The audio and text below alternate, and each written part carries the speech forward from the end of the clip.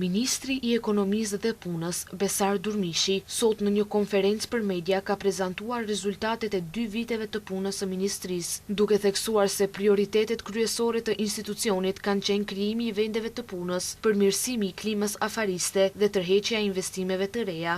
Ministria përqendroi punën e saj në 5 prioritete strategjike: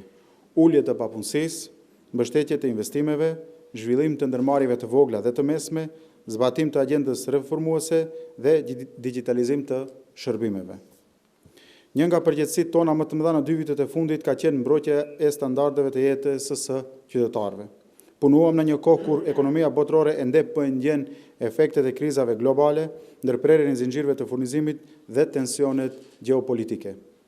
Sipas ministrit Durmishi, vetëm gjatë vitit 2025 janë siguruar më shumë se 2.5 miliard denar për masat aktive të punësimit, ndërsa për vitin 2026 janë planifikuar 2.41 miliard denar të tjerë për mbështetjen e mbi 10.000 qytetarëve përmes programeve të vetë punësimit, stazhit, rikualifikimit dhe punësimit të subvencionuar.